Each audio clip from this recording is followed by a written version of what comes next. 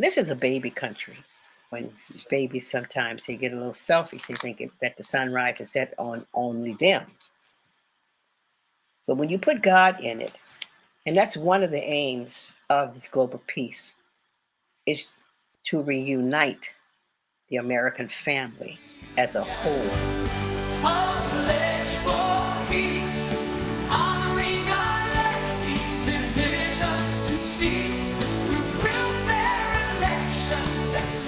Welcome to our America Family Reunion podcast. We're very excited for another week of discussion and fellowship.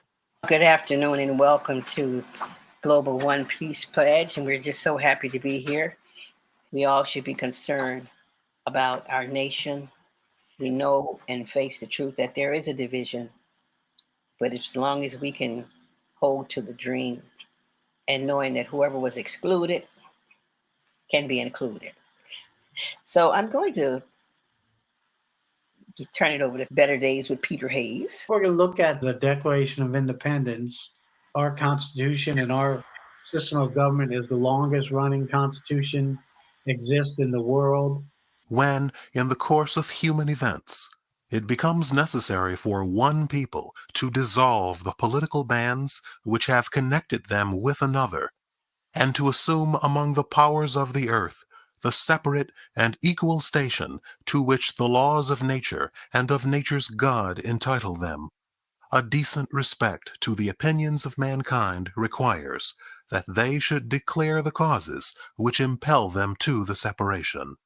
We hold these truths to be self-evident, that all men are created equal, that they are endowed by their Creator with certain unalienable rights, that among these are life, liberty, and the pursuit of happiness, that to secure these rights, governments are instituted among men, deriving their just powers from the consent of the governed, that whenever any form of government becomes destructive of these ends, it is the right of the people to alter or to abolish it, and to institute new government, laying its foundation on such principles, and organizing its powers in such form as to them shall seem most likely to affect their safety and happiness. What do you think about the Declaration of Independence, that our rights come from our Creator and not from government? The founders, because laws of nature, laws of God, what exactly does that mean? What the founders? A child needs a mother and a father. That's a spiritual law.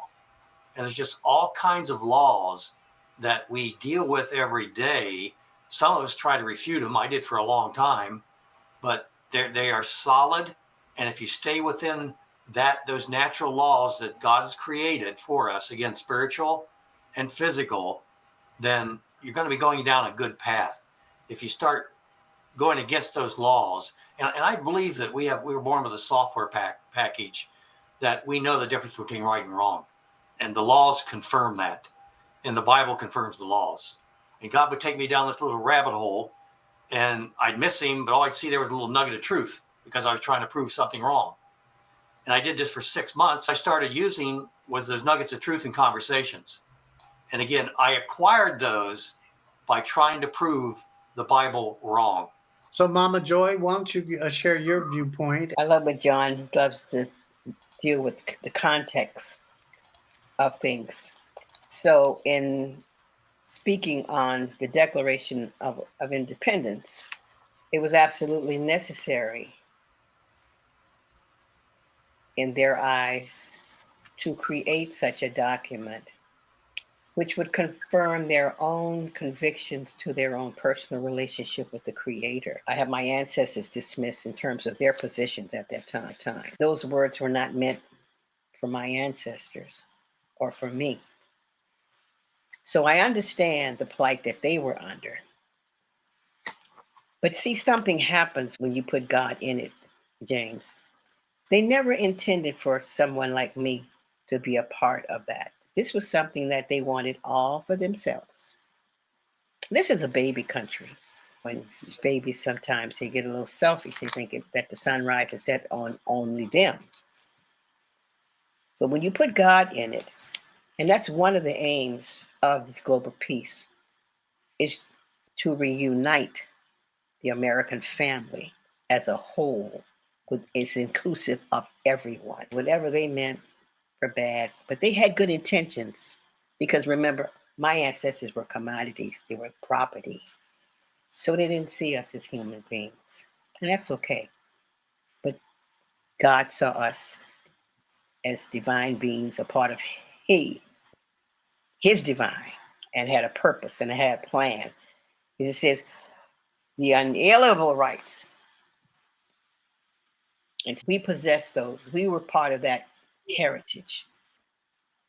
And why I'm here and why we're here is to bring us together and understanding that there are things that divided us, but now we are all in the same boat, right? And we're going to sink if we don't get it together. But we're here today to bring that light and to create the order that God desires for us to have. The Creator Yes. desires to be one family. What's your thoughts on this topic? At that time, it was a very imperfect document that when we think in terms of it, it eliminated, or at least it sidelined certain of the community. African American brothers and sisters, unfortunately, were not a part of that original ideal. Women also, for example, which came out a little bit later. But when we think in terms of a democratic form of government, we can have 51%, for example, who win an election, and have 49% people of those folk that are not comfortable with the way in which the election outcome was. They came up with the notion that this was to be based on law. So they came up with the republicanism. It's a republic that's committed to lawful outcomes. And that means leveling the playing field so that every person, whether they were rich or poor, were subject to the same rule of law. So the Declaration itself addressed all of the grievances and then came up with solutions that, based on God, as has been expressed, based on the goodness of a higher form of value. The Declaration, 13 years after it was established in 1776, it became at least a part of what became the French Revolution. 200 years after that, even in Tiananmen Square in China, the document itself, by some of those students that rebelled during that time, 5 months later, the fall of the Berlin Wall came down. Enslavement, what Lincoln did through the Emancipation Act, just 70 years after this, was also very much a part of that experience. I see this as being a very important thing for our youngsters to be reintroduced, because most have very little connection to it, either in civics or in governance or in the school system here in this country and elsewhere. So Here's a question. Why did they use creator and not God? And I argue that God is more of a Christian concept, and Jewish people have a different name, Muslims, Allah. But the creator has a different connotation than God. And the founders somehow knew that. James, what's your thoughts on that? Like you say, using the term creator says an awful lot. It gives you the beginning of your life as well as the nation's life. And like I mentioned before, and like you said, the natural laws are what I think that the founders were trying to emphasize. Everybody has obstacles. But I think in America, more than any other country in the world, because of the way we were initiated, the Declaration and then the following Constitution gives the individuals that are in that nation, especially the citizens, the ability to become pretty much anything they want to become. Mama Joy, what's your thoughts? This is very fulfilling for me to engage in a conversation which is reverencing of the Declaration of Independence by acknowledging the Creator, and that these are to be held sacred. That's another beautiful thing about America, the freedom of expression. Everyone has a right to express their grievances, as John said, but we also have to have a responsibility to work towards solutions. Yep. Because you can grieve and you can complain about so many things, but that's not going to make it right. It's not going to set the bar, the standards. That's something I got from the lesson last week. That was their heart and everything that they loved. It just wasn't their mind, but it was the divine mind that Yes. each and every one of us have. That was God speaking through that, which ultimately, to me, was the beginning of a process for liberation for humanity. That was the process I saw in your explanation, John. What you were giving was the footsteps of the Creator moving towards that objective. Mhm. Yeah, I'm happy to be a part. 3 US presidents died on July 4th, Independence Day. Isn't that interesting? The significance of the Declaration actually was very prophetic, even though they didn't include the slaves, they didn't include women. They also didn't really include the indigenous Native Americans, but it was such a godly testament that all those groups now are incorporated in America. Even the civil rights, Dr. King basically used the Declaration to say we were all created equals. What's your thoughts on that, John? Its impact laid the foundation of how the planet developed in its forms of governance. So the idea, once again, of bringing God into the equation, even in nations, that was a sort of almost like for example, from the Marxist perspective, that was because we had those forms of governance that came 100 years later under Marx and Engels and various others that led to communism. Even the idea of the survival of the fittest and origin of the species and so on through Darwin and Lincoln, incidentally, were born on the same day in 1809. And each one in 1859 took the world in two different directions.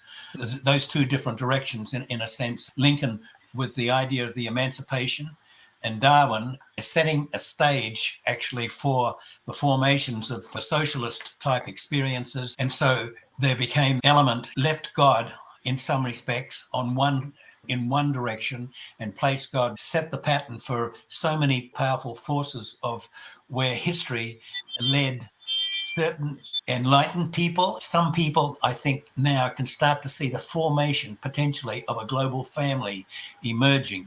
James, you have something to say. Yeah, there's something, just a thought occurred to me. At the time of the signing of the Declaration, the founders knew that they were outmanned and under-equipped. They knew that. They needed something spatial, aka supernatural, if you will, to accomplish their task. Yes. And maybe the Declaration was signifying what it is they were counting on. And maybe we might want to start counting on that on our venture in November. I agree, James. I'm really so amazed with you all, your ability to be so receptive to the spirit. We'll become face to face with the law of man and the love of God. Because when you speak of the nature and inalienable rights, that's the spirit of the Creator. Because isn't that what every human being desires? Isn't this a dream of everyone individually?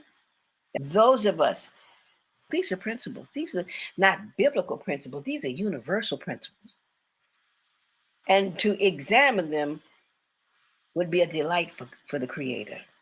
So many eyes look at this as a political document.